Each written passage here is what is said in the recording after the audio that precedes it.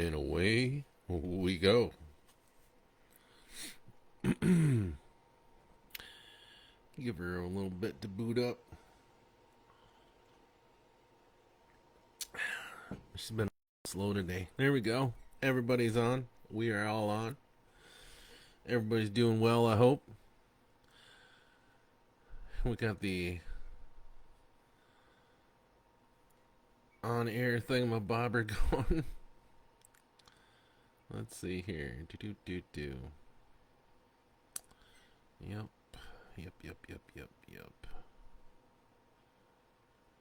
All right, there we go.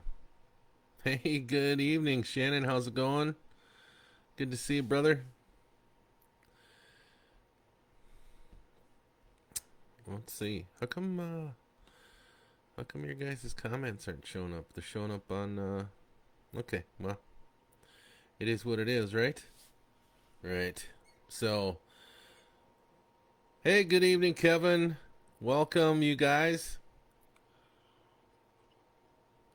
And welcome to Horror Humpdays here at the b.hive.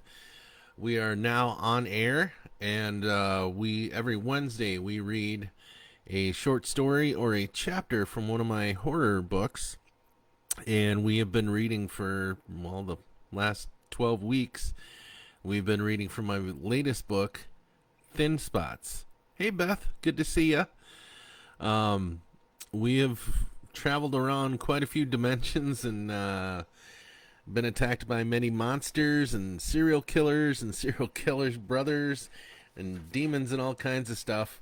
And tonight we're going to wrap it up with a story of the same title as the book, called Thin Spots. It's kind of an endearing story, not too horrible or horrifying. But yeah, a couple of likable characters in there. Well, three actually. Bobby is listening too, but his phone is dead. So hi from Bobby. Okay. Hey Bobby, how's it going? Good to see you, brother. Anyhow, we are. Wow, what are we? We're live. That's what we're doing. So tonight's story, I almost thought about doing a part 2, but yeah, I read it last night after Bobby left here, and I thought to myself, it's an hour and a half, so I think we can do an hour and a half. I know last week's story was 2 hours, and that was a heck of a wait. Hey Jessica, how's it going? Sorry I didn't stop out to say hi to you while you're out there at the end of the driveway next door. I got a million things going on because I'm taking my FISDAP final for EMT tomorrow night, and I'm trying to get things organized and work in between these podcast things. So, but I did mean to say hi to you. I wasn't ignoring you and being a rude neighbor. So, sorry about that. I did hear the dog bark at you. So, sorry about that as well. All right. Anyhow, tonight, hour and a half reading. We're going to finish this book up. We're going to take a break next week. I might still come on Wednesday night with something, but it won't be reading anything. We might review one of my favorite horror books or something like that. But we will not be reading from one of my books. So, anyhow, let's jump into the book. Got most of the regulars here. We're missing Chuckles and his badgers and his bees. And Steph is actually on her way to go help her daughter move. So, yeah, so I'm sure Chuck will join us soon, as he always does. He's busy doing, I think, 4-H stuff or Boy Scout stuff, one of the two. So if you got something to cozy up with and have a drink, here it is. And let's jump into the story, shall we? I think we shall. I think my funnest thing about reading these books is coming up with voices for my characters. Yeah. So anyhow, how this story derived was there was a friend of mine a very good friend of mine who's passed away, and she her and I used to like to take daily road trips once a month along the river. And there was one day, and the sky was just different, and the river was swollen, and there were like ripples in the air. And she said, she goes, it's almost like there's little thin spots in reality. And I don't know, that kind of came up in my head. And so some of her personality is in the character of Stacy, and some of Steph's personality is also in Stacy. So I've combined the two, and Leonard is pretty much me. So, and a couple other people I know. Anyhow, let's get into the story. Thin spots.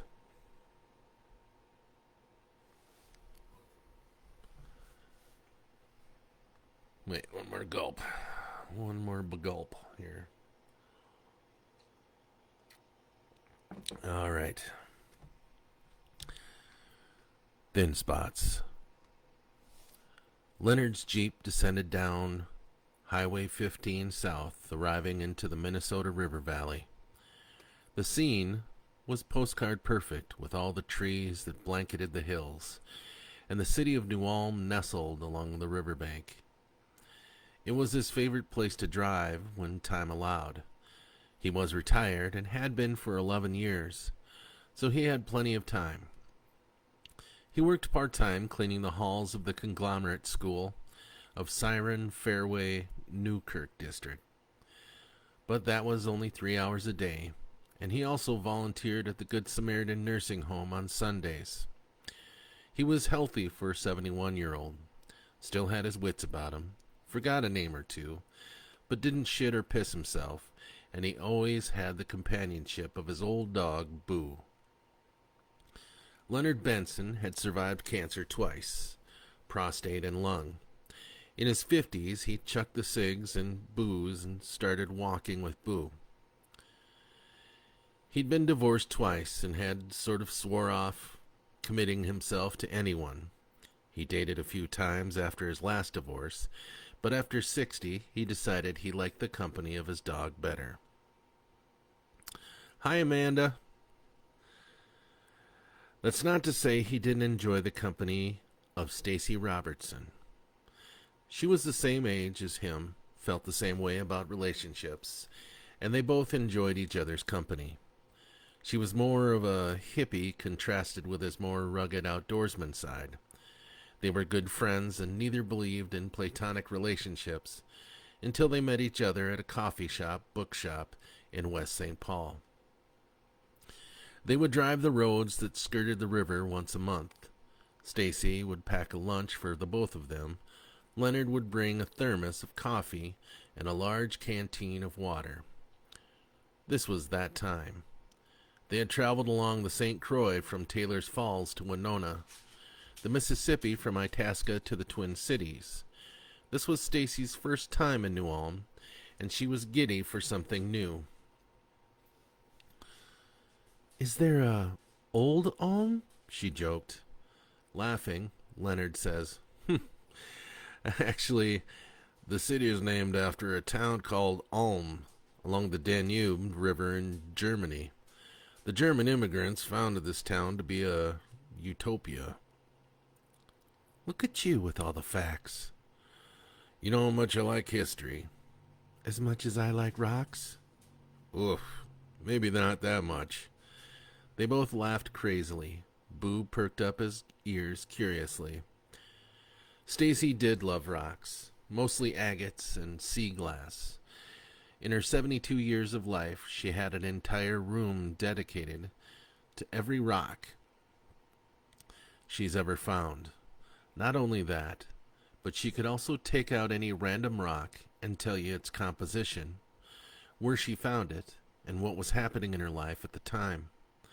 It impressed Leonard, and sometimes, when it was just him and Boo walking a gravel road, he'd spot an agate and keep it for her.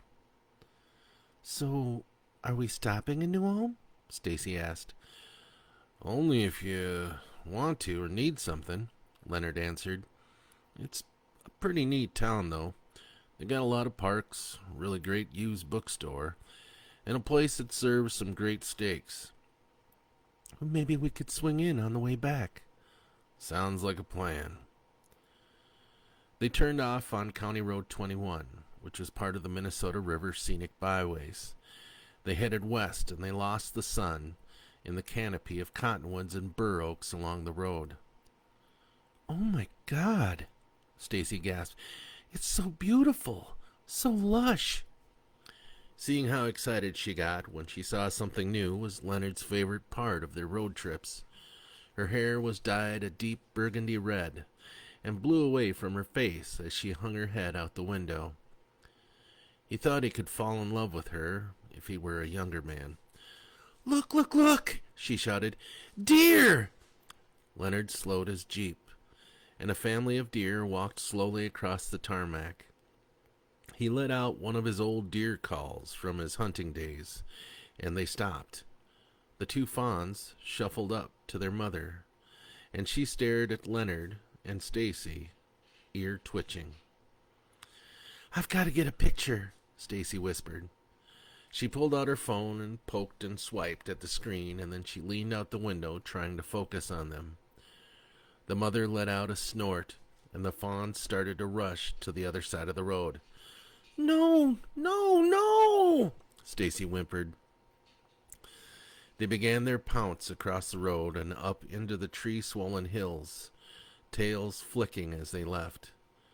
"Damn it," she pouted. "There'll be plenty more," Leonard assured. In the next couple of miles, there was a historical site off to the right. It was an old general store that had been restored and sat up on the hill looking across the road at the river. "Ooh," Stacy asked. "Can we stop?" "I don't think they're open," Leonard said. "Budget cuts keep a lot of these places locked up and unmanned." "That's okay. I'd just like to get some photos." Leonard pulled off into the grassy parking lot to the left. After grabbing a couple straps of beef jerky and clipping the leash onto Boo, they ventured over to the old general store. It truly wasn't much to look at, just an empty home, and Stacy found the view from there more exciting. "It's so green here," she said, looking towards the river. "It's mine and Boo's happy place," he says, letting his dog off the leash. Boo takes a few random sniffs in the tall grass and then wanders into the woods. "Boo, come back!" Stacy yells. "She'll be okay," Leonard assures her. "I spoil her too much for her to run off." It was true. She was a full-blooded Weimaraner with a rare black coat. She ran up the hill and deeper into the woods, scaring up grouse and a few pheasants, and then would run back to check to make sure Leonard was still where she left him. Stacy snapped a few photos of Boo during her antics and shot a few of the landscapes across the road. They made their way down the length of the cement stairs to the road. Leonard whistles for Boo, and after a few minutes she came zipping down the hill. Leonard saw a car coming at the exact time. "Boo, stay!" he shouted. Boo was running at full speed, and Stacy screamed and put her hand over her eyes. "God damn it, dog, stop!" he yelled. Her inertia worked against her, and though she tried to listen, she could only slow down slightly, but was still running into the road. Thinking on impulse rather than instinct, Leonard walked into the westbound lane and held his hands out towards the car. The tires screeched and the smell of rubber rose in the air. "Leonard!" Stacy called. The car halted a few feet from Leonard's knees. Boo skidded to a stop right behind him and wagged her little stub of a tail. Holy fucking hell! The driver of the car shouted from his window. Are you fucking crazy? Sorry, Leonard said. I didn't want my dog to get hit. Well, maybe put him on a leash, you idiot. Maybe slow the fuck down, asshole, Stacy spat. Think you're too fast and too furious to be a cautious driver? Leonard was shocked. He had never heard Stacy say words like that, nor take an aggressive stance towards anyone. The man in the car lifted his middle finger and revved his engine. Out of my way, old man, he said. I got places to be. Leonard clipped the leash on Boo's harness and walked with Stacy to the other side of the road. The car squealed its tires and smoke followed him off to his destination. I bet he's got a small dick, she said, chuckling. Stacy Marie, Leonard scolded. Where have you been hiding that sailor mouth of yours? They both laughed. Boo began to whine and pulled on the leash. What is it, girl? He asked her. Her breed were bird dogs, and she was doing a natural point towards a tall clover bordering the parking space. Leonard checked the road and then knelt down and unclipped her tether. Go get him, Boo, he whispered in her ear. Boo launched herself into the tall grass and disappeared. She barked several times and then a gobbling noise rang out. Several of them. Come on, Leonard grasped Stacy's hands. Let's go see what she's found. They both stepped carefully through the tall grass, which seemed to be descending. Len, careful with his bad knees and hip, and Stacy with her sciatica. They knew at their age they could break easy and recover long. They came out to a dry creek bed.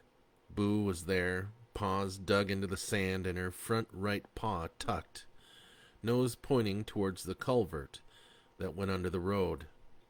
There were 2 very large toms and 4 hens clucking alarm to one another. Wild turkeys, Stacy whispered and crouched to take photos. Good girl, Boo, Leonard whispered to his dog, wagging her little nubbin. The turkeys made their way across the grass and disappeared. Boo watched them go and then looked at Len for approval. He patted her head, and then she went on to sniff the ground for more scents. Oh my God, Stacy gasped. What? Len said, up alarmed. Look at all the rocks. Leonard rolled his eyes. He knew they were going to be there for a while now. She was already walking south with her eyes to the ground. She would stop once in a while and pick up a stone and brush it off, study it, turn it in the sunlight, and toss it back to the ground. You're like a kid in a candy store, he said. I could sit out here all day, she agreed. Good thing we brought food. She was crouched, looking for over a possible piece of quartz, when she looked down at the rest of the creek bed. Where do you think this goes? She asked. Probably straight to the river, he said. I imagine during the heavy rains, flows right down the hills and through here into the river. Well, that's strange. What's that? Stacy has a handful of sand and lets it fall back to the ground. Well, it's been rainy. 5.5 inches just last night. I know because I checked my rain gauge this morning. It's odd to have a dry creek bed after a rainfall like that. Leonard bent down and scooped up the sand with his hand. It was dry and powdery. Boo sniffed at the ground and began to dig with her front paws. That is odd, he said, and stood back up, brushing his hands off on his khakis. Want to see where this goes? Stacy asked, her green eyes wide. Sure.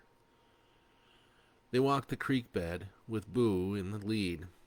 They left the clearing, and they were surrounded by thick vegetation. The light was dimmer, and the air was cooler. I should have brought my sweater, Len mentions.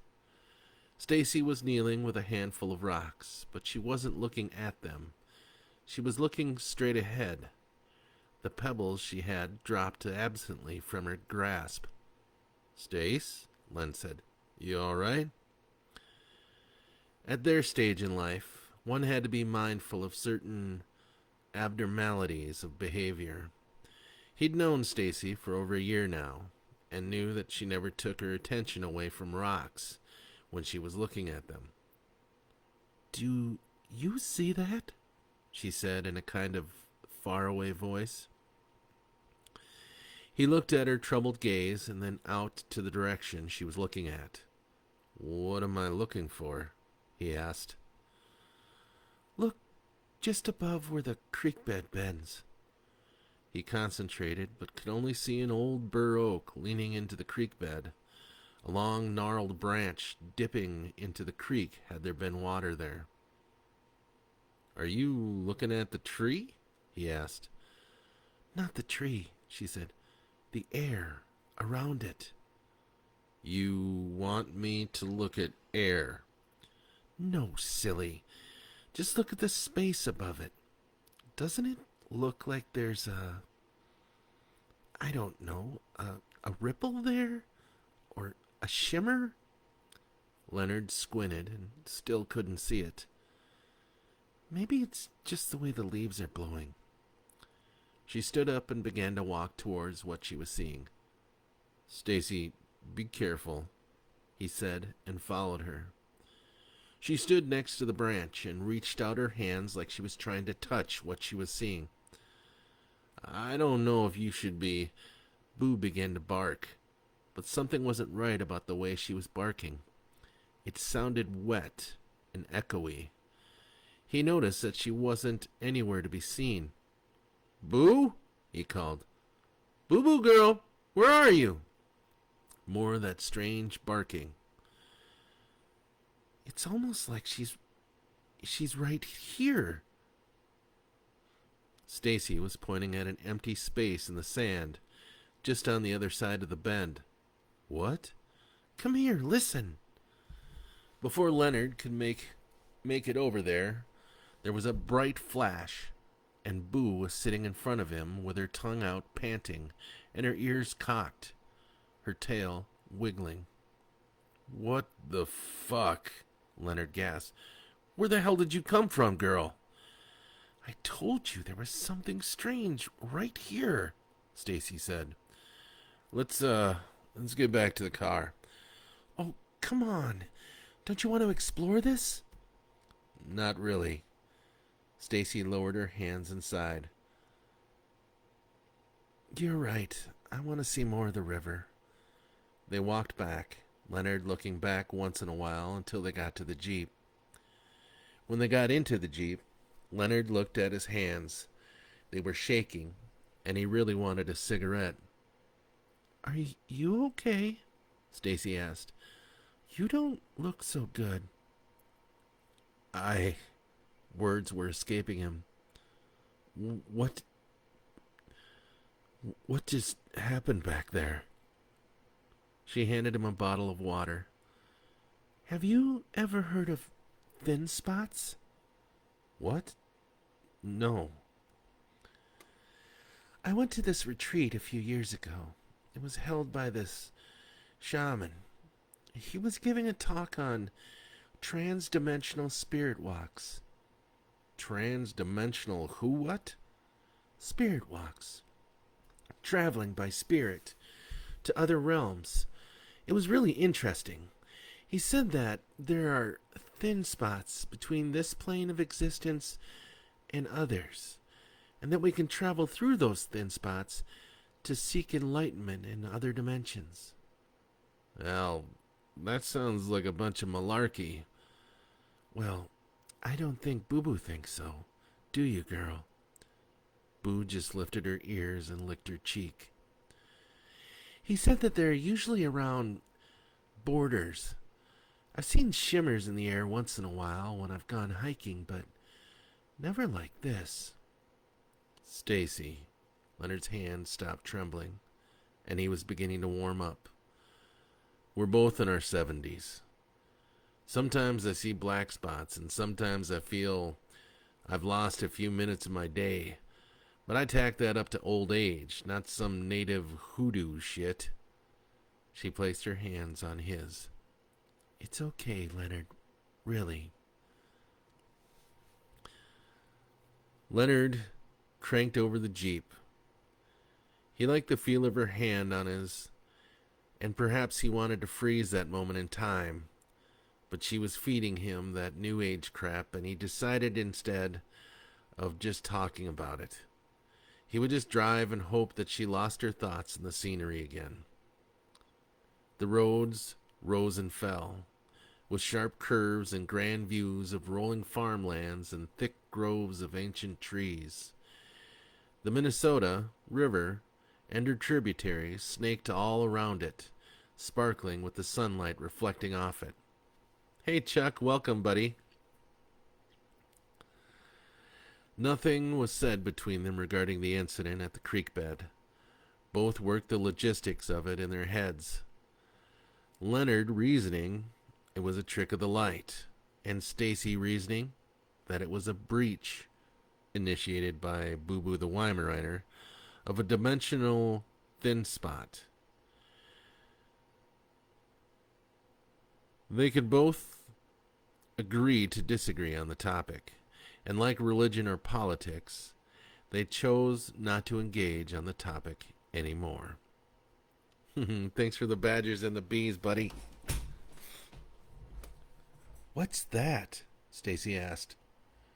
She pointed at a dirt road that branched off their current path. It was a narrow road with a yellow and black sign that announced Low Maintenance Road. Travel with caution. It might be someone's driveway, Leonard said, slowing the vehicle. Says it's a road, though. There's no 911 sign, so I don't think anyone lives down that way. Do you want to go down there?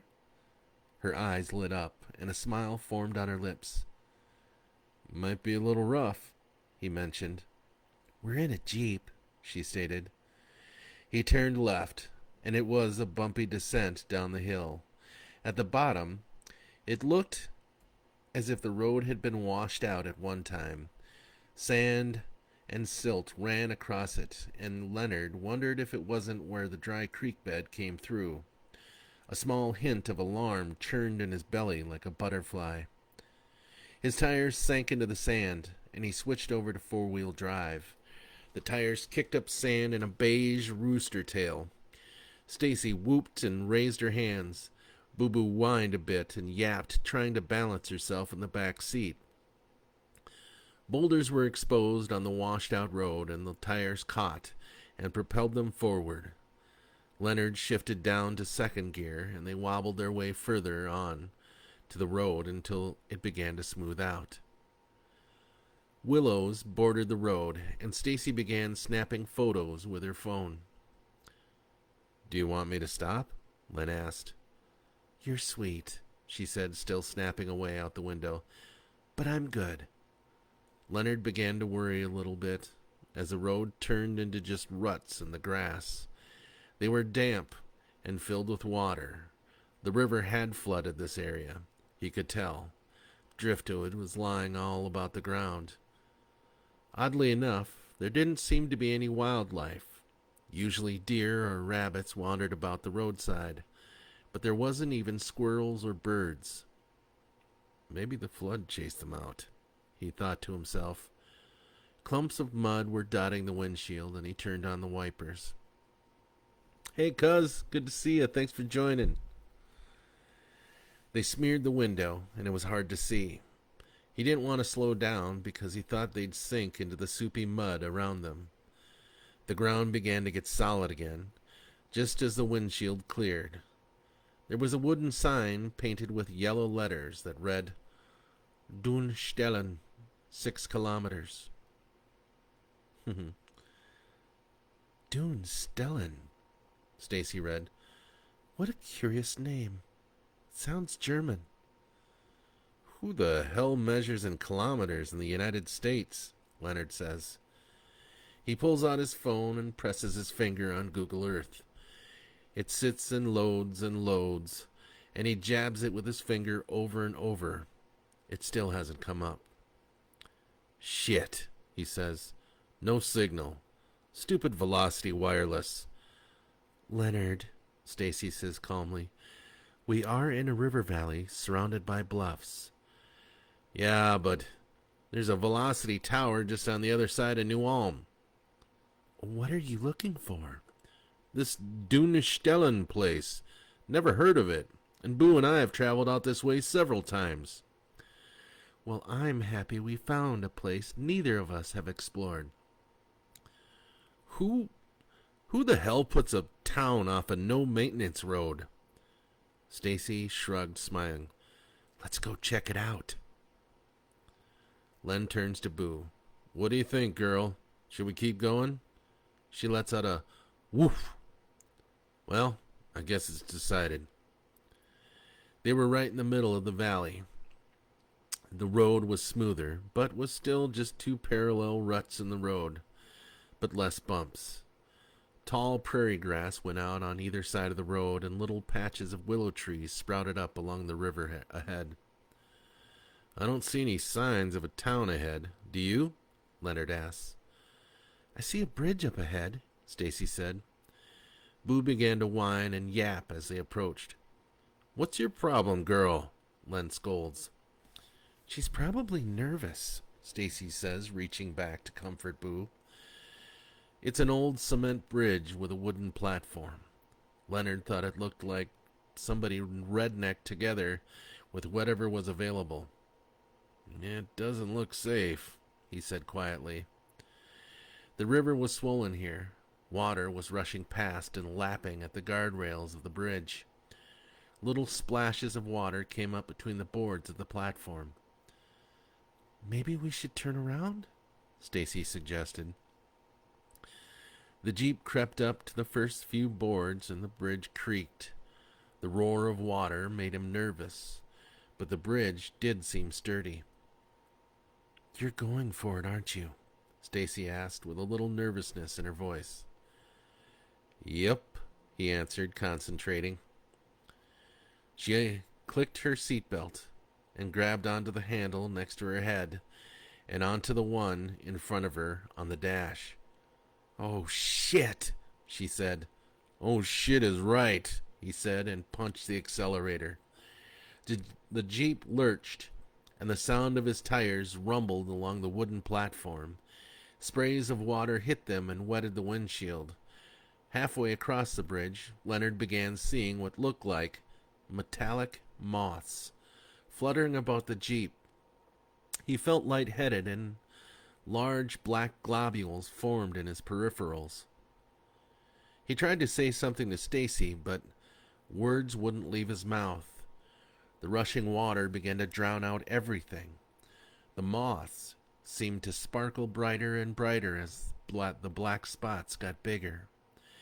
He tried to look at Stacy and Boo in the rearview mirror, but his eyes were being dazzled by the fluttering moths. Suddenly, it was like all the air inside the jeep was sucked out. They were all gasping for breath, and then a loud and all the air rushed back in. The jeep skidded to a stop on the gravel road on the opposite side of the river. Everyone vacated the jeep, and Leonard fell onto his hands and knees. He felt like he would vomit, but was busy inflating his lungs again. Boo was whining and turning in circles as if she were chasing her tail. Stacy! He huffed. Stacy! I'm down, Leonard, she gasped from the opposite side of the jeep. Len got up and limped his way to Boo, patting her on the head as she seemed to be recovering from whatever fit she was having. Then he walked over to help Stacy to her feet. They were both pale-looking and breathing heavily. You okay? He asked, rubbing her back. I think so, she said. How's Boo? She'll be all right, I think. What the fuck was that? Did you see the shimmer? Don't start with that, please. Come on, Leonard. You can't tell me that you didn't see. I saw what looked like moths, metallic moths, and then things started getting black. It was a thin spot. I don't know what it was. Well, it wasn't old age, Leonard. Len felt lightheaded still, and his breathing hadn't calmed down. His heart pounded a little in his head. What's wrong? Stacy said with some alarm. Nothing. God damn it, you stubborn old man. Are you having a heart attack? Oh, the air. So thin. Let's get back in the Jeep and turn on the AC. Boo had shaken off whatever was happening to her. She ran to the Jeep and hopped into the back. They rolled up the windows and put the air conditioner on high. The cool air seemed to calm him down and his breathing slowed. It began to cool the sweat that had beaded up on his forehead and neck. Better? Stacy asked. Len nodded. Can you grab my inhaler in the glove box? She grabbed the inhaler and Leonard took 2 long puffs on it. He held his breath and then let out 2 short coughs. He felt his tired old lungs relax, and then he let out a long, content sigh. Should we find a place to park along the river? Stacy asked. Maybe relaxing and eating something will help us feel better. Things were a different green, almost an electric green that hurt to look at. The trees were hunched and bent unnaturally. The sky was more of a pink than a blue it had been earlier. Was the sun setting? He checked his watch, which he half expected to be stopped, but it read 3:33 p.m., and that seemed about right. There was a gravel clearing off to their left. The Jeep rolled in and he parked under what looked to be an ancient bur oak. Oh my gosh, Stacy announced. I love bur oaks, and one of my favorite trees. Only you would have a favorite tree, Len laughed, while he let Boo out of the Jeep. Don't you have one? Nope. Oh, come on. There hasn't been one tree in the world that you just love to be around? I guess I take that for granted. Never really take notice of trees. I mean, I know they're there. They provide shade, but Stacy brought out the cooler full of food and beverages. She laid out a blanket under the old oak and plopped herself down and began to make sandwiches, while Boo stood at attention, waiting for any scraps that may fall. Come sit down, Len, she said. She had never called him Len before, and he thought that he liked it, the way that she said it. He sat down across from her and scrubbed behind Boo's ears. She leaned into him, but kept her attention on Stacy's sandwich crafting. Now, she said, handing him a sandwich filled with cold cuts, tomatoes, and lettuce, I want you to close your eyes. Okay, he said with a smile forming on the corner of his mouth. Picture in your head the first tree that comes to mind. It was a birch tree. Not just one, but hundreds of them. He remembers them from when he was a kid, camping and fishing with his parents up north. A forest of birch on either side of the road on their way to Reamer, Minnesota. He loved camping with his folks. Their lives were so busy at home, but in the woods, they were really together. Birch, he said, still with his eyes closed. He thought there was a tear trying to escape his left eye. Ooh, the birch, she smiles. Beautiful trees. I make a ton of art pieces with the branches I find on the ground. I'll have to make you one. I'd like that. Boo whined for her share of the food. Stacy bit off a piece of banana and gave it to her. She chomped it up like she hadn't been fed in years. That's enough, Leonard scolds her. Go play now. Obediently, she starts walking around, sniffing the new smells, and makes her way into the tall grass. Bring us back a turkey, Stacy hollers to Boo and laughs. Stacy, Len said, do you think we went through a thin spot? You're really wrestling with that, aren't you? Yeah, kinda. Do you think we went through one on the bridge? I don't know what that was, but it feels different since we got across that bridge. Do you feel it? I do. I feel like we're, I don't know, in a cartoon or something. Everything looks painted. Are you telling me that you think we're elsewhere right now? I don't know what I'm saying. This tree looks real enough. She stood up and opened her hand and placed it gently on the trunk of the tree. There was a wet sound, and she withdrew her hand away quickly. A thin rope of yellowish slime hung from the bark to her hand. What is that? Leonard said, concerned. Stacy examined the slime slowly rolling off her palm. I don't know. Sap? That doesn't look like sap. It looks like snot. They both looked up and Leonard saw those metallic moths again.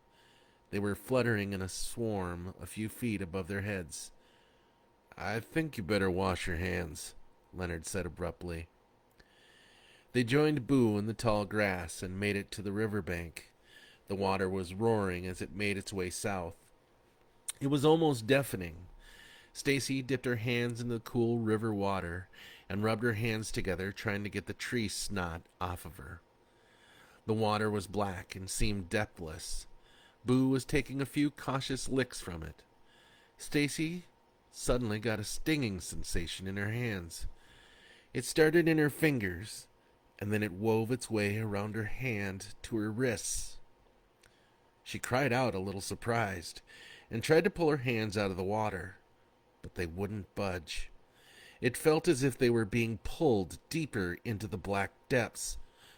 "Leonard," she gasped, "help me!" Boo began to bark, pointing at where Stacy's hands were submerged. Leonard grabbed onto her forearms and started to tug backwards. "Oh my God, it hurts!" Stacy screamed. Len reached into the water and tried to grab her hands. There was something spongy around her. He felt a sharp pain shoot into his own hands and he pulled his out. "Ouch! Shit!" he yelped. "What the fuck is that?" Boo jumped into the water, disappearing at first and then burst through the rapids downstream from them. "Boo!" Len yelled. "God damn it!" But she was a swimmer. That dog would spend the entire day in the water if Leonard let her. She started to paddle her way to the opposite shore. Stacy was still screaming, and she was pulled forward to her elbows. "Oh, shit!" Len yelled and grabbed her in a full Nelson and dug his boots into the mushy shoreline and leaned with all his strength. Stacy let out a blood-curdling scream. She looked at her hands as they left the water. Something like black algae was entwined around her hands, and it was pulling the flesh from them. More agony shot up her arms, and then Leonard finally pulled her free, landing on his tailbone. "Stacy!" he yelped, ignoring the pain shooting up from his ass to his shoulders. "Stacy, are you okay?" She laid on her side, trying to crawl away from the shore, pushing with her legs. She tucked her gored hands to her chest. "Oh, God, Leonard," she cried. What on earth was that?" "Let's see your—" Len was interrupted by Boo, barking madly from the opposite shore. Boo pounced up and down the shore, not confident if she should jump in to swim to Leonard or wait. "Stay there, girl!" he shouted. Oh, fuck, what should I do? He looked over at the bridge. He thought if he ran to the bridge, Boo would catch on to what he wanted her to do. Needed her to do. Come on, Boo-Boo, he shouted, running over towards the bridge. Come on, baby girl. She paced the shoreline, still yapping at him. He got to the bridge and began to walk it. Am I going to flip back? He thought to himself. Is that how all this goddamn nonsense works? He turned his attention to Boo. She was walking along the shoreline towards the bridge. That's it, buddy. Come on, Leonard encouraged, clapping his hands. Suddenly, her barking turned into yelping. Boo-Boo! He screamed. He ran to the railing of the bridge. Something had a hold of her hindquarters and was dragging her backwards into the river. She screeched as she clawed at the shoreline, her large front paws digging deep into the mucky sand, and then she was under. No, goddammit! He left the bridge and ran to where Stacy was lying. Goddammit, let her go! Boo surfaced, splashing in the fast current, and it looked as if she was making a mad dash for the shore on his side. He picked up river rock and hurled it into the water, hoping to distract whatever that thing was. Boo looked as if she were smiling, but her eyes, those yellow eyes, looked so fearful. She hacked and burped up water. Come on, Boo! He was crouched by the shore, hoping that thing didn't grab a hold of him. That's it, girl. You can make it. She was 4 feet from shore. He could feel her splashes hit his fingers. You got this! But she didn't. Even though she thought she was safe, her back legs felt tangled in something. She pumped extra hard with her front legs, but she felt herself going backwards. She let out a howl that drowned out Leonard's scream, and whatever it was that came from the dark coiled about her tightly, stinging her until all the strength ran out of her, and Len watched the life leave her eyes. Another second, she was cocooned in the gelatinous mass and disappeared into the dark currents. Leonard fell onto his knees and wept. Len, Stacy groaned quietly. Is she... Yes, he said, defeated. I'm so sorry. Oh, shit! He ran over to her, still weeping. How are you doing? Let's look at your hands. She didn't look good. Some of the sparkle had left her emerald eyes, and she was so very pale. Her hands looked melted, bone melded with flesh in a mass of red, yellow, and white. Holy shit, he said. I've got to get you to a hospital. She only mumbled something. He could tell she was in pain but didn't have enough strength to cry out. He picked her up and carried her to the jeep. After shutting the door, he glanced over at the last place he saw Boo-Boo, tears spilling rapidly from his cheeks. He wiped his eyes and walked over to the driver's side and got in. Where? Stacy moaned. Going. I'm gonna venture over to this Dunstellen place and hope they've got emergency services. He cranked over the engine. What was that? My God, what was that? Just ahead, Leonard could make out 2 tall flagpoles. One of them flew the German flag, and the other was something he had never seen before. It looked like a rune of some sort. Beyond the flags, fog blanketed a tiny village.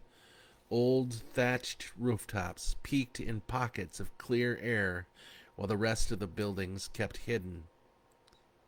I think this is it, he muttered. Stacy groaned. Dunstellen? He pressed the brakes and looked into the fog. He could see shapes, humanoid shapes, moving about in the fog. They appeared to be gathering around his jeep. I don't know if I like this, he said. He felt Stacy's forehead. She was burning up. Those ruined hands of hers were trembling.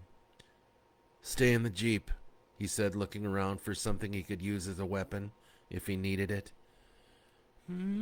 Stacy replied. Just stay here. I'm hoping the good citizens here are friendly. I've got to find you help. He found his hunting knife. It was about 16 inches long with a serrated blade near the hilt. He clipped the sheath to his belt and opened the Jeep doors. Hello? He said. He could only see feet and shadows. I need help. My friend was attacked by something in the water. Dunkelheit, they all said in unison. Can someone please help her? Dunkelheit, Dunkelheit, Dunkelheit, they repeated and began a tighter circle around the Jeep. Leonard reached back and closed his hand around the handle of his knife, popping the snap of the tether. I don't mean any harm, he said, backing up towards the Jeep. We're just looking for help. My friend isn't doing so good. Behind him, a hand touched his arm that was grasping the knife. The touch was cold and damp, and he swung around, feeling a spasm in his old back. You from other side? The stranger asked. It was a thick accent that he couldn't make out. The stranger was dressed in an old gray sweater that looked as if it had been eaten by moths. Maybe those silvery ones I'd seen. The face was pale, and eyes sunk deep into its face. He couldn't tell the gender of them, but he backed slightly away from it.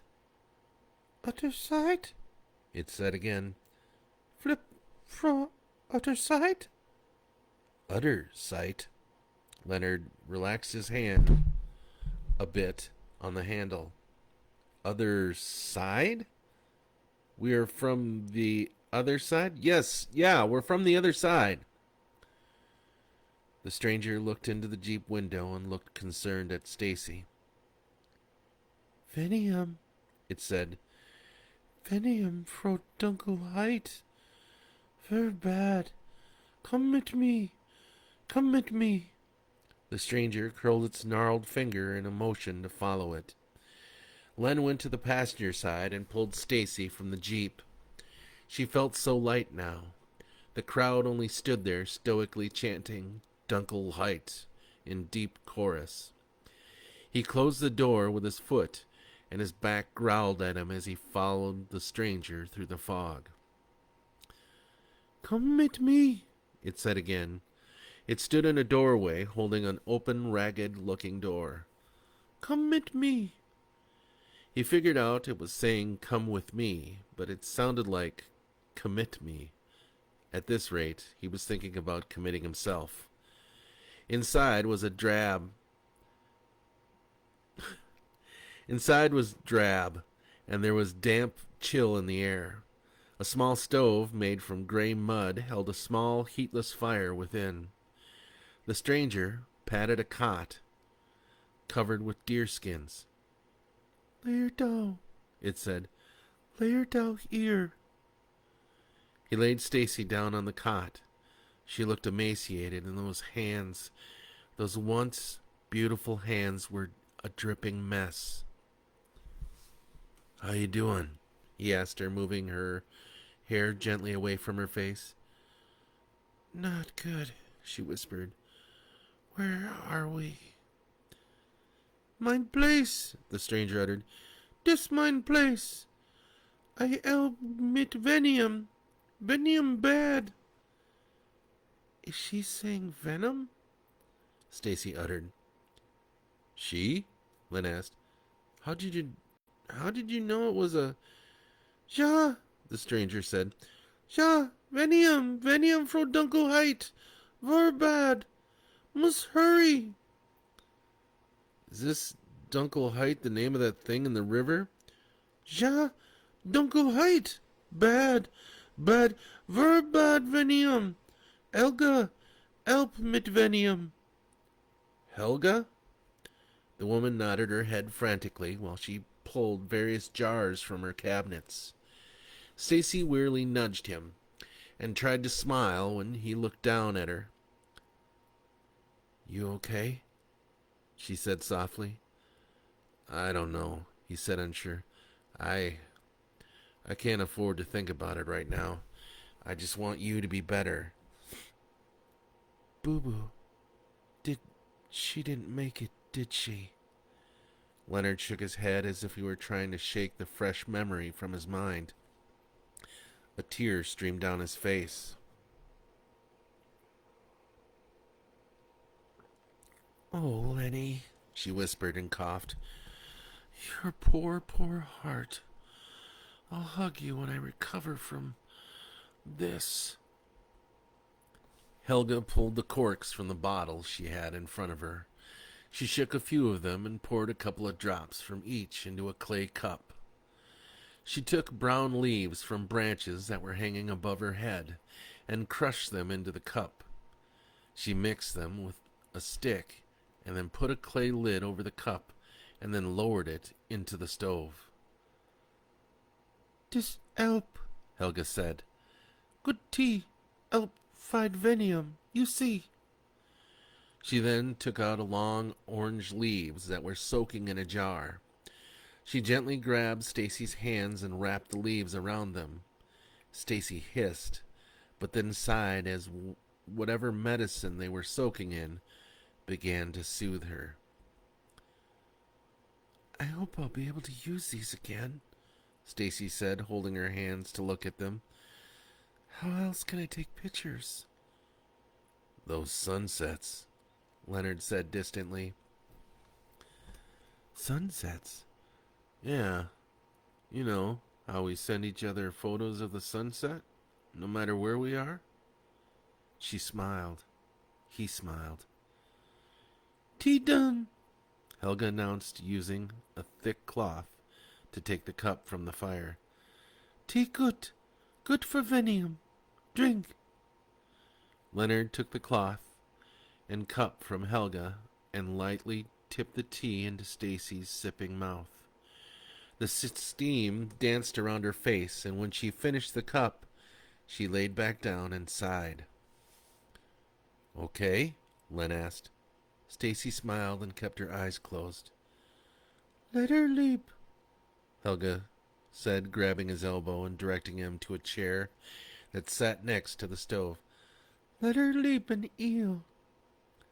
"Let her sleep," he thought in his head. "Let her sleep and heal." Translating Helga's words became easier, and he was feeling more comfortable. He wasn't so comfy with the still chanting folks outside, but he was happy just to be in here with Stacy, who was hopefully recovering. Helga began to explain that she, among a few others who lived here in Dunestellen, were descendants of German settlers who had flipped to the other side. They lived amongst other beings that weren't entirely human, but were indigenous to this place. It was a dangerous place, filled with creatures that which they all worshipped, or at least held the deepest respect for. There was one creature that ruled above all the others. Its name was something like Der Schlicker. On certain nights, this being came and took from the villages, eating whatever it needed until satiated. No, this being was not like Dunkel Height. It was more horrible than anything a person could stand. To look at its several eyes would drive one mad. Only the descendants were affected by it. The indigenous had some kind of immunity to its deadly glare. Leonard thought about this for a moment, looking at Stacy. They needed to be gone before this Der Schlicker showed up. It had taken hundreds of years for these folk to adapt to their surroundings. He didn't think Stacy and himself would fare well. Looking at the damage a few moments did to them, to his dog. He asked Helga if she knew how they could get back. Could they just drive across the same bridge they came over on? She didn't know. All she knew was the will of Der Schlicker. That everything that happened was because Der Schlicker willed it. Leonard wasn't a religious man. He believed in facts and proof. To think that anything or anyone is subject to the will of some unseen deity made him laugh. Though Helga had said that the creatures here are real, and perhaps they had no choice but to worship these things that slink around in the fog. The crowd outside had stopped their chant, and had hopefully gone about their daily routine, but that wasn't the case. A bell droned from somewhere, ringing in slow, ominous intervals. Helga's eyes got wide, and she began to shutter her windows and extinguish the fire in her stove. She laid a thick plank across the door to barricade it. What's going on?" Leonard asked. "Der Schlicker," she said in a harsh whisper. "Der Schlicker commens! Der Schlicker commens!" "Well, that's great timing." "Read, must be shush." Helga grabs 2 large sackcloths and hands one to Leonard. She crouches on the ground and places the cloth over herself. The color of the cloth blends in with the dirt floor. He grabs Stacy, who stirs tiredly, and he lies on the floor with her and covers her with himself and the sackcloth. There's a murmur of panic in the village. Slight whispers, sliding and clunking. Soon it is so silent you can almost hear the fog move. Then there is something being torn apart. A roof, perhaps, judging by the sounds of torn dry grass and the snapping of timbers. Then came a sound that Leonard had never heard before. It sounded like a weather siren, but it was low and carried with it a vibration in the air that tickled his eardrums. "Roo!" it sounded. "Roo!" Then it was interrupted by the sounds of something wet being ripped away from bone. The "roo" stopped completely, and then muffled crunching sounds wisped through the air. "Dear God, what is that?" Leonard thought. It's eating the people." Another wet chomping sound, and then crunching of bones and flesh. Len thought desperately to get himself, Stacy, and maybe Helga, if she'd be willing, to escape in the jeep. He would wait until he thought this Der Schlicker was distracted. The creature was very silent. There were no roars or growls, and the ground didn't shake when it walked around. You only knew it was there when it was upon you, and even then there were no noises except for the destruction of your body. But there was that "roo" sound, he thought. Did that sound come from that Der Schlicker thing? It was definitely organic, not mechanical. As if on cue, another rooftop is torn away, and the "roo" sound began again. Without thinking about it much more, he lifts Stacy up, pulling away the sackcloth. "Nay," Helga squeaked. "Nay, must shush. "Come on," Leonard rasped. "I'll take you to the safety in my jeep." "Nay!" Leonard kicks the board from the door and leans into it to open it. He squints his eyes to search for the creature. He sees a shadow 3 huts from theirs, and he runs silently to his jeep. He lays Stacy in the back, and then opens his driver's side door and stops. "God damn it," he curses to himself, and decides to go back for Helga. She fights with him as he picks her up, her legs kicking. Finally, he lets her down and is half dragged to his jeep. "Roo!" came a loud cry. "Roo!" Then the tearing of flesh again. The sound is the screaming of these people, not the creature. This Der Schlicker doesn't make a sound when it terrorizes the people. It just shows up and feasts. The screams convinced Helga to run with him. She got into the passenger side, and he jumped in and had it started before his door slammed shut. The fog was still thick, and he clicked on the KC lights, which only seemed to make it worse, reflecting off the white clouds. He navigated by the ruts in the road, only being able to clearly view roughly 12 feet in front of him. The Jeep bounced and bucked like a wild Mustang refusing to be broke in. There were 4 shapes bounding in the light of his headlights. He slammed the brakes on to let them pass. They had black, feather-like fur, cone-shaped faces with round, shiny eyes that glowed an intense white. They lumbered on their 4 limbs like they were on stilts. The lead one stopped and stared with ferocious hatred at the Jeep. It had antlers that looked like barbed wire tangled on either side of its head. It growled, and something that moved like centipedes writhed from its mouth. "The fuck is that?" he yelped. The thing huffed out clouds from its thin nostrils and followed its kin to the other side of the road and disappeared into the darkness. He could see the bridge ahead. It was too dark and foggy to see any shimmer, and there was no sign of those glittery moths. He shifted down into third and was about to punch the accelerator when a loud crunch hit the rear left side of the vehicle and spun the Jeep in the air like a top. When they landed, Leonard saw they were tipped on their side, just on this side of the bridge. Helga's arm had been smashed into the Jeep. She was crying out, "Roo!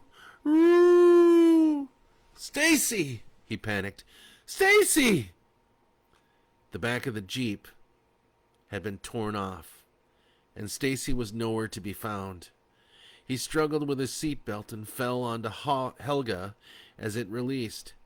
He lifted himself from the shattered windshield and crawled around looking for Stacy. "Stacy!" he screamed for her. Der Schlicker be damned. Then he saw it.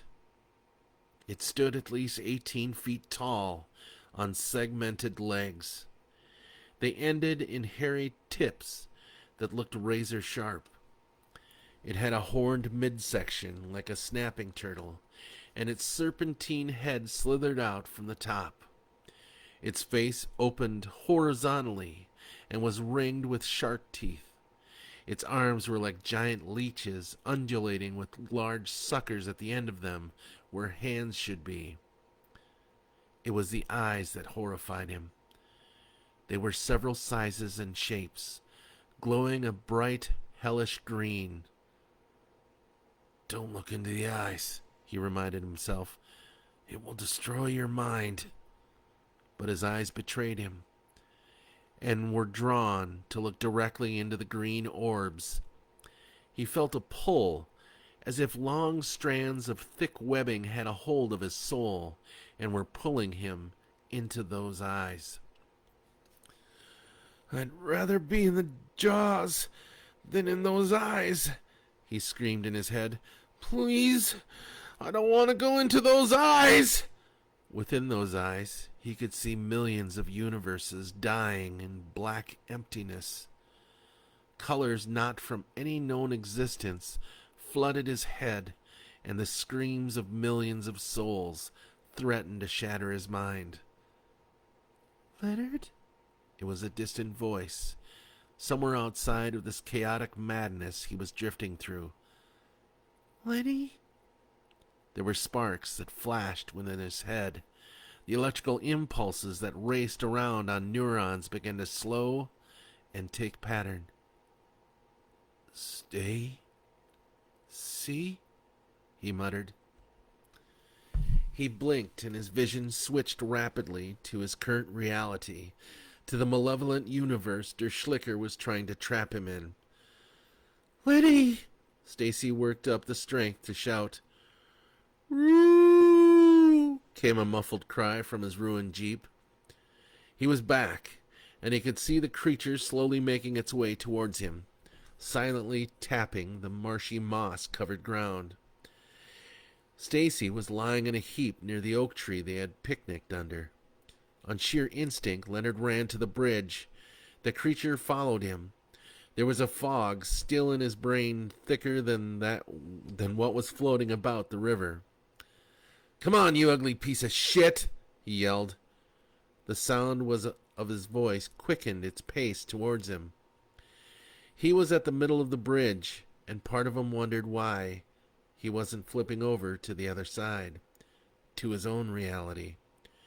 Der Schlicker was on the bridge now, its pointed toe tip-tapping on the old wooden platform. "Leonard!" Stacy screamed. "What are you doing?" He stood up on the guardrails, teetering a bit on the balls of his feet. The river was calm now, and only a tiny trickling gurgled up from the wet blackness. Tick-tack, tick-tack, tick-tack, tick-tack. The thing galloped towards him, and at the last minute he jumped into the river. He didn't care about the thing in the water, Dunkel Height, or whatever it was called. He would rather die by its means than to die in the mind of that creature that was coming for him.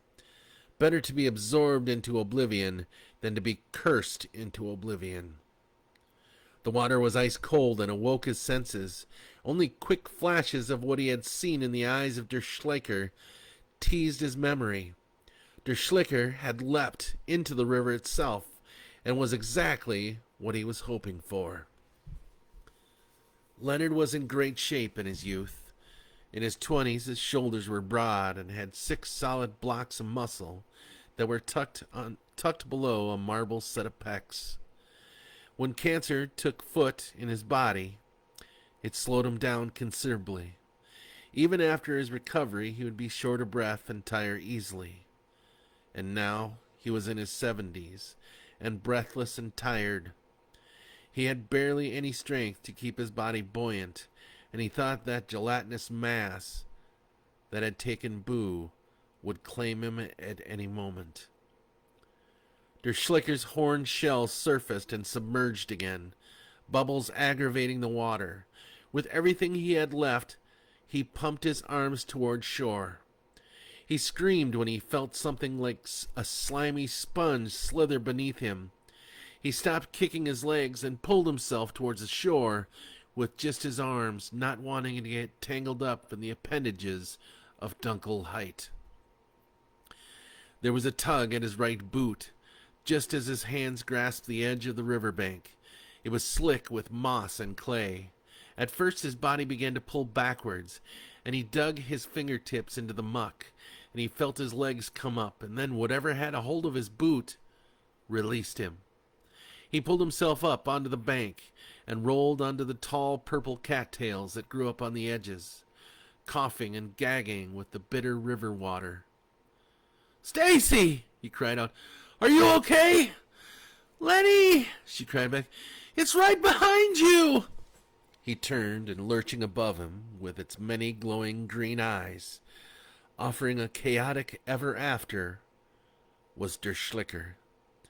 The glow pulsed in its eyes, and that horrid mouth fanned open, and the multiple teeth rippled in a unified wave down its gullet. One of the large suckers latched onto his back and pulled him upwards. He could feel needle-like barbs pierce his skin, and blood was being sucked into its arms. It tried to get him to stare into its gaze when it tried to lift its pointed foot. It was sucked back down into the obsidian water. Der Schlickers dropped Len onto the shore and turned to look into the water. The creature swiveled its hips as if it were trying to get unstuck in quicksand. Even then, it still did not utter anything from its ruin of a mouth. It plunged the same arm that had a hold of Leonard into the water to try to see what was happening under the surface, and its head jerked back as if it felt sudden pain. It tried to pull its arm back, and it wouldn't budge. There was a small rumble from Der Schlicker's lungs, and it pulled itself free. The sucker and front part of the arm were almost gone. Chunks of black flesh were liquefied and dropped from it like curdled cheese. Der Schlicker had ruled this world for a millennia, taking what it wanted without protest. It grew compliant without opposition. There were other creatures, other gods, that would challenge it from time to time, but it always came out on top. But this time, something was getting the upper hand. Something that had the audacity to absorb it, catching Der Schlicker off guard, and in its own arena. It could not send it into nothing because this river god had no eyes, no mind. As far as Der Schlicker could tell, its ancient shell, built by millions of years of molting, had survived the barbs, stingers, fangs, and claws of the other gods. It repelled the spears and swords brought against it when the prey would rebel. But now, this river god had dissolved away the horned armor of its shell and gobbled it right up. The green blaze that pulsed from its many eyes began to flicker. Leonard had thought he saw fear on its face. As the Dunker height enveloped the rest of its prey, it sunk slowly into the endless depths below, drowning out the emerald glow to blackness. Leonard crawled towards Stacy. His strength had been sapped, and didn't think he'd be able to stand for a while. "Hey," he said with a pitying smile. "You okay?" Stacy lifted her wrapped hand and touched his cheek. "Are you okay?" she asked in a tired voice. "You did all the work. Helga and I were..." "Helga." Leonard stumbled over to the wreck of his jeep. Helga was barely conscious. The jeep had tipped over onto her arm and it looked crushed. He couldn't imagine the pain she was feeling. "Hey, Helga." He tried to give an encouraging smile. She didn't look good. The light in her eyes was beginning to pale. "Try not to move too much." She grimaced. "Fra Ote?" "Yes, I think so." "Fra Heal, Fra Venium, Fra Binu." "That's our hope. Thank you so much for your kindness, for everything you've done for Stacy." "Elga na gut. Elga na wake tomorrow." "We will find you a healer to..." Helga shook her head gently. "Elga, only healer. Only Elga." "Well, maybe we can get you to the other side. Get you help there. We have hospitals and amazing doc..." She shook her head again. "Can I go to other side? Elga ir fra." "Sure you can." Helga shook her head, this time a little harsher, and he could tell it pained her to do so. "Nay," she said, and then looked gravely over at Stacy. "Na fra either." "Stacy?" He looked alarmed. "Why can't Stacy go back? She belongs over there like I do."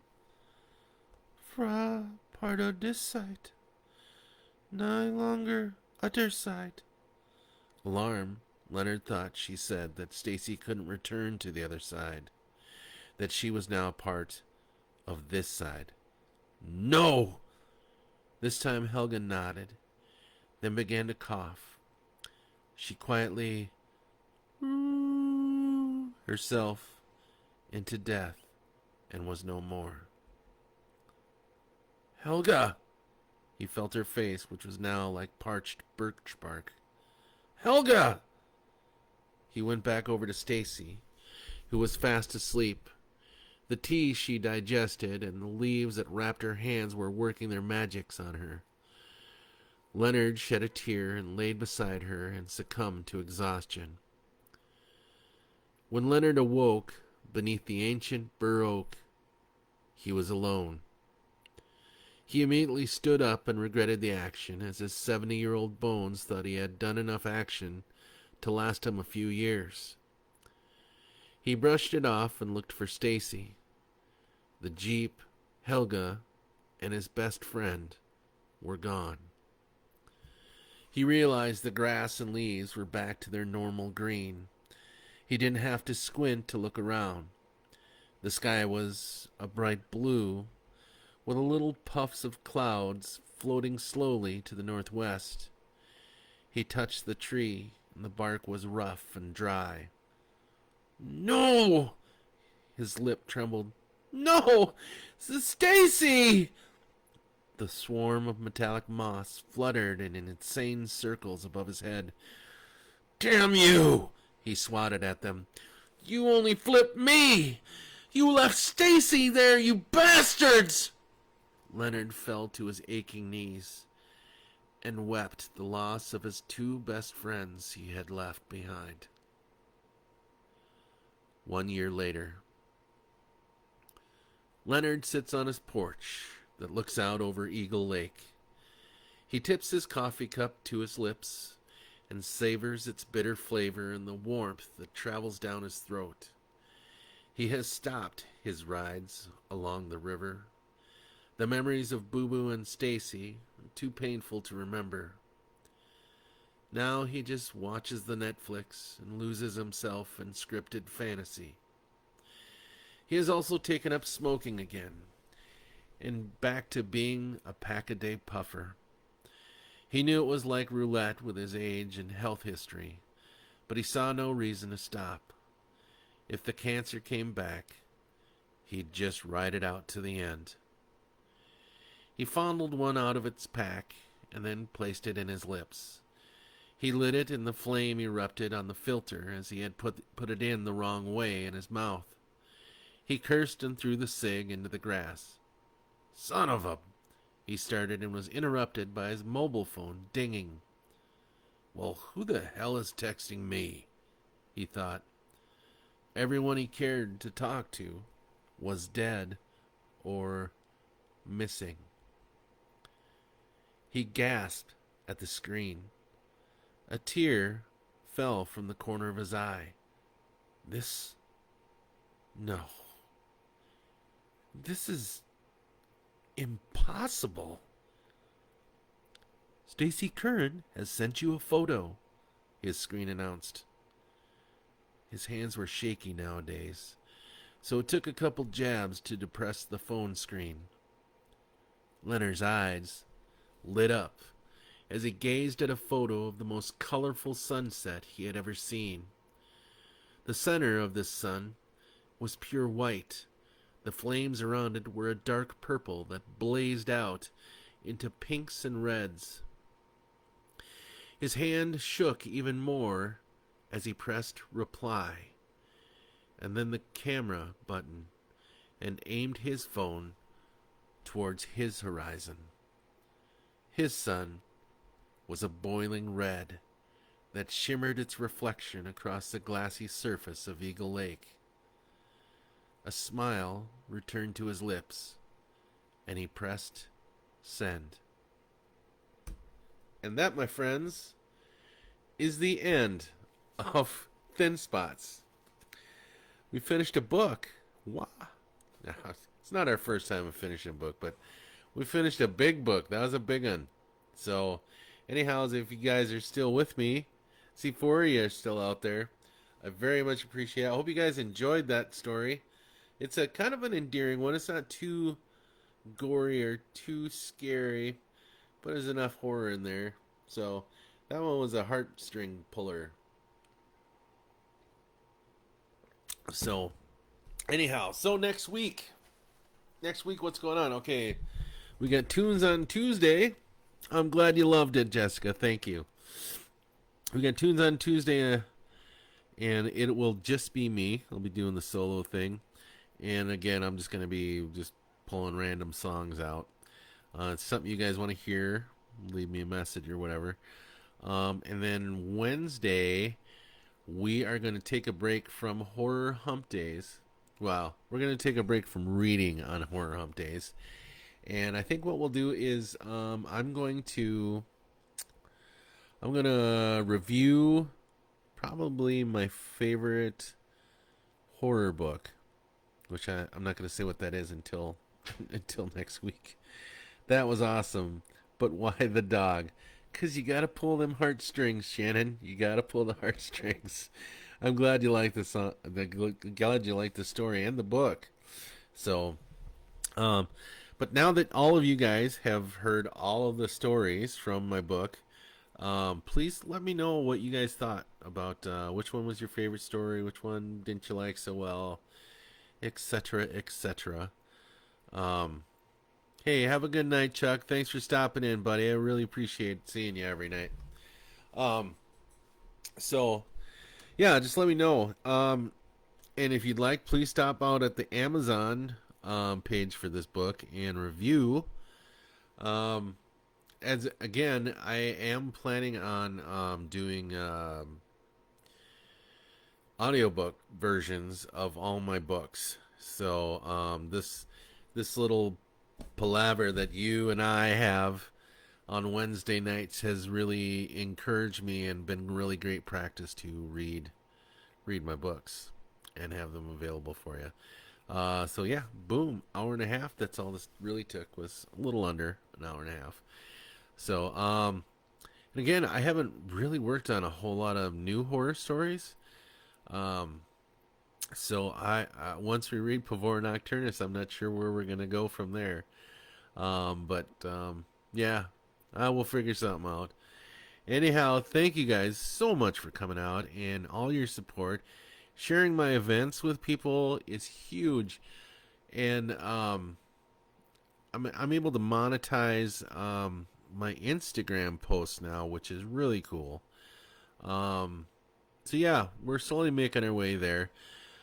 I don't plan on being rich doing this stuff. It's fun to it's really fun to share my stories with you. It's fun to interact with you guys. It's really cool when new people pop up. Really awesome when like family shows up from New Zealand. That's great because that means I'm reaching out beyond the borders. So yeah, so that's always good. Anyhow, so yeah, next week, tunes for Tuesday with just me, and I don't know, maybe I'll get Steph to play bongos or something behind me, and after that, horror hump days. I'm gonna review a horror book. So anyhow, all right, you guys, I'm gonna let you go because I gotta make something to eat, and I got some studying to do. I got my final tomorrow, so boom, boom. So, all right, you guys, have a good night and enjoy. And thank you again for all your support. You guys are the fucking bomb diggity. All right. Mwah. Peace, clap, and good night. Oh, and have fun sleeping, Kevin. They were all great. Don't know how you pick a favorite. Love them all. Good luck on your test. Thanks, Shannon. Appreciate that, man. I really do. What is going on, man? This is just really glitchy. Glitchy. Come on in. There we go.